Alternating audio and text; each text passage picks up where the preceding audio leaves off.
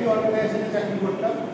আমরা রাজনীতি করার আগে অবধি আমরা ওই অর্গানাইজেশনে একসাথেই কাজ করছি এবং মানুষকে তখন কিন্তু আমরা বুঝিয়েছি বাল্য বিবাহ থেকে শুরু করে শিশুশ্রম থেকে শুরু করে এগুলো কিন্তু যেহেতু আইনের বিরুদ্ধ কাজ, সরকার বিরুদ্ধ কাজ, মানে হচ্ছে সরকার তো একটা আইন তৈরি করেছে, সেই আইনের বিরুদ্ধে যদি আমরা কোনো কাজ করি তার মানে একটা আইন বিরুদ্ধ কাজ।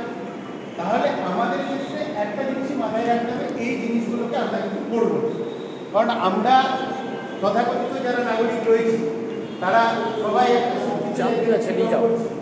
আমাদের নিজস্ব ব্যবসায়িক প্রতিষ্ঠান থাকতে পারে, নিজস্ব ফ্যামিলি লোক থাকতে পারে বা অন্যান্য জায়গায় থাকতে পারে, যেখানে আমরা কি করছি, কেউ হয়তো জেনে করছি, কেউ হয়তো না জেনে করছি। অনেকে আমাদের কাছে আসে যে আমার দাদা আমার বাড়িতে সমস্যা হয়েছে না, এবার আমরা হয়তো তার দিকে যাচ্ছি ওই পরিবারটা সত্যি ঘুরে আছে বা নষ্ট আছে, তাহলে ওর ছেলেকে আমরা একটু কাজে করি। যেগুলো আমরা যখন কাজ করি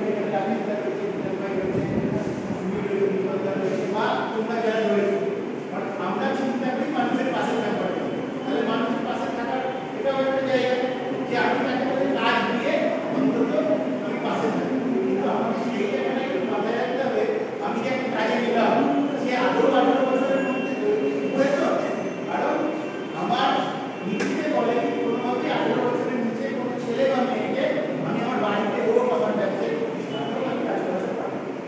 তাহলে এই জিনিসটা আমাকে মেনে নিতে হবে কি আজকে যে ইনসিডেন্টটা ঘটেছে, এই ঘটনাটা ঘটেছে হয়তো অনেকে কাজে তাদেরকে রেখেছিল বা কারো অসহায়তা দেখে কাজে সেই জায়গাটা চাইল্ড লেবার ডিপার্টমেন্ট একবার হয়তো আমাদেরকে মেনে নিয়েছে, একবার হয়তো ক্ষমা করে থেকে আমি না জেনে এটা করছি, দ্বিতীয়বার বা তৃতীয়বার মানুষ কতবার ভুল করতে থাকে, এরপরের বার আইনি অ্যাকশন নেবে।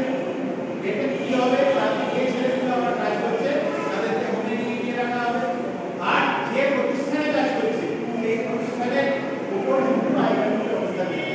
তাহলে আমরা এই চাই করলাম আমরা কোনো লোক আইনের জটিলতা করতে যেহেতু সরকারের নিয়মনীতি মাথায় রেখে সবাই যারা আমাদের পাশে রয়েছে তাদের পাশে থেকে মানুষের পাশে থাকতে অবশ্যই, কিন্তু নিয়মনীতি মেনে আমাদের পাশে থাকতে হবে।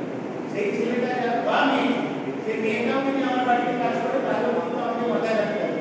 আমাদের অনেকের বাড়িতে আছে কি যে ছোট ছেলে মেয়ে আমাদের বাড়িতে কাজ করে তারা 18 বছর না 18 বছর হয়নি, তাদেরকে আমরা বিভিন্ন কাজে ব্যবহার করি।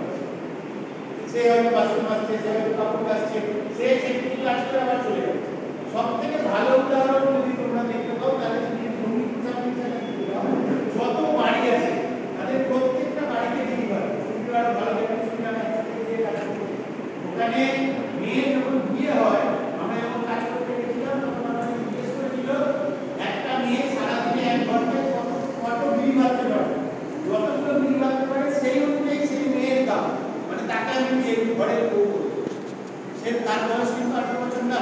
তাদেরকে আমরা যখন বুঝিয়েছি যে তুমি স্কুলে আসো, তাহলে আমার স্কুলে গিয়ে কি হবে, আমার স্কুলে গিয়ে কোনো লাভ নেই, আমি স্কুলে গিয়ে পয়সা পাবো, তার থেকে আমি যদি 3 ঘন্টা এখানে বাড়িতে বিড়ি বাঁধি তাহলে আমার 1 টাকা রোজগার হবে।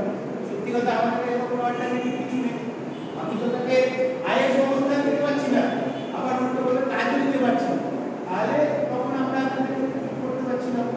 তাও আমরা ধীরে ধীরে মানুষকে বুঝিয়েছিলাম, প্রত্যেকটা বাড়িতে গিয়ে আমাদের কাজ ছিল বোঝানো, তার বাবা মাকে বোঝানো, তার পরিবারের লোককে বোঝানো, যার কথা শোনে এলাকার মানুষ যারা থাকে তাদের মাধ্যমে মানুষ বোঝে, তাদের মাধ্যমে আমরা বোঝাতাম যে এই সময়টা পড়াশোনার বয়স, তাদেরকে কিন্তু পড়াশোনা যারা স্কুল থেকে ধরো স্কুল ছেড়ে দিয়েছে বাড়িতে কাজকর্ম করছে তাদেরকে নিয়ে এসে আমরা স্কুলে আলাদা করে ক্লাস করাতাম, দিয়ে সেই বয়স অনুযায়ী যে ক্লাসে ভর্তি হওয়া উচিত সেইখানে আমরা ভর্তি করতাম।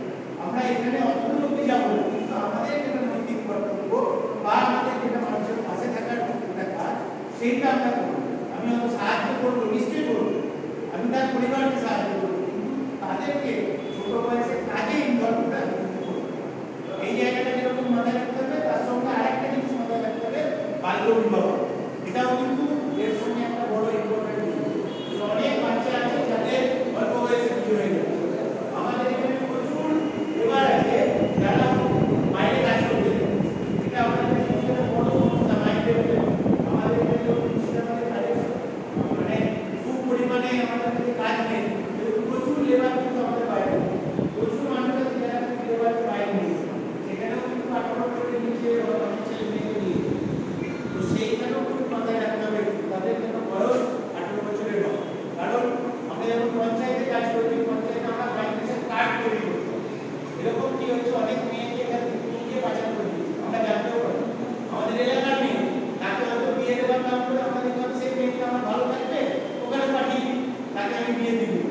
বাইরে নিয়ে চলে গেল, সে মেয়েটাকে বিক্রি করে দিল, সে মেয়েটা কিন্তু আর আমার গ্রামে ফিরে আসবে না।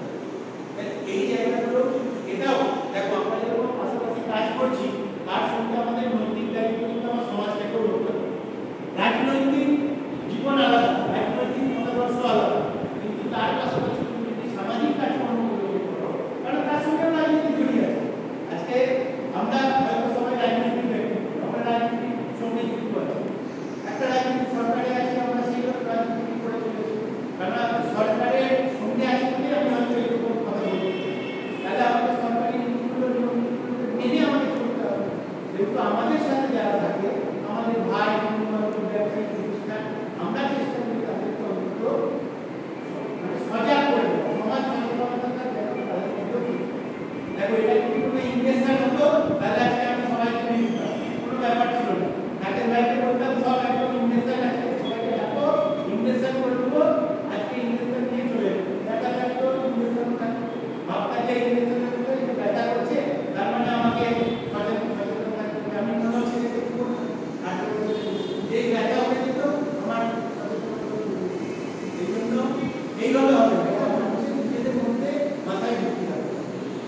সবাই বলবো ভালো করতে হবে, আমরা হয়তো বলে গেল আমি বলবো, তুমি বলবে, তুমি এলাকায় গিয়ে বলবে, অনেক সমস্যা আছে তাদের, তারা কাজ করতে এমনি পাঠাচ্ছে না, এটাও আমরা জানি। কিন্তু তা সত্ত্বেও আমাদেরকে কিন্তু এই নিয়মনীতিটা মেনে চলতে হবে। এটাই বলার, আর কিছু না। রাজনীতি জায়গায় থাকবে, সমাজ সমাজের জায়গায় থাকবে, কিন্তু আমাদের করতে হবে মানুষের পাশে দাঁড়িয়ে সরকারি নিয়মনীতি মেনে সমাজ সরকারের সাথে থাকবে। এটাই বলার তোমাদের।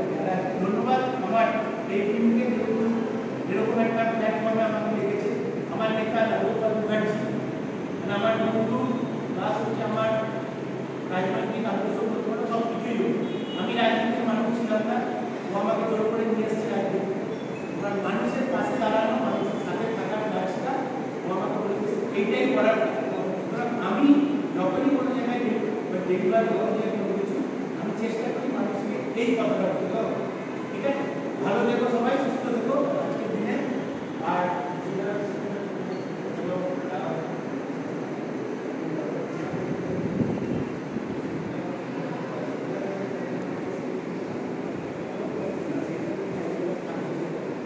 মানে সরকারি জায়গায় এরকম কমিশনও আছে, ধরো কোনো